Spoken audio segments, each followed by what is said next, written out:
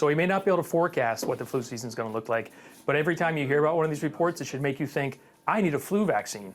So get out to your primary care provider, to one of the local pharmacies, or any place else that offers the flu vaccine and get vaccinated, because that's the best thing we can do to prevent those infections from happening.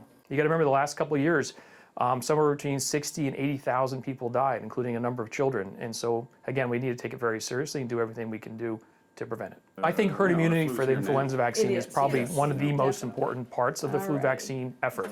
So the more of us who get vaccinated, the more effective it is.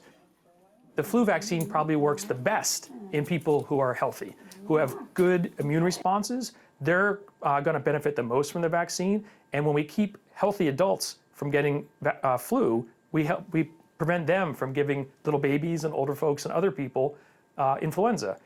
Certainly, if you're someone with a lung disease, one of these new lung diseases that are presenting with some of the vaping products, if that happens, yeah, if you get the flu, it's going to be pretty hard. I mean, we don't know the data around that, but what I definitely can tell you is if you have lung disease from smoking cigarettes and you get flu, you're going to have a much tougher time.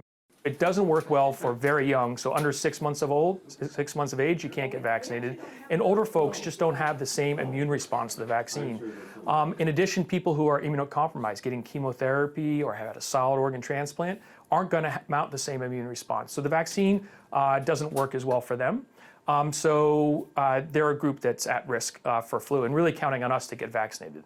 So the ability to know what flu types are circulating, which ones are causing infections in humans, and how well they match the flu vaccine strain is something we really can't figure out until we're well underway into the season.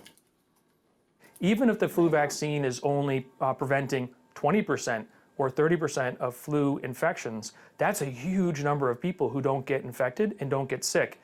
Also importantly, the flu vaccine probably also attenuates how bad the infection is. So a flu vaccine, you may get flu, but you don't end up in the doctor's office. Or you may end up in the doctor's office, but you don't end up in the hospital. Or if you're in the hospital, you don't end up in the ICU. Never too late. So what we really want to tell people is get it whenever it's convenient for you, whenever it's before the flu season, if possible. But even if we're right into the middle of the flu season, it's worth getting your flu vaccine.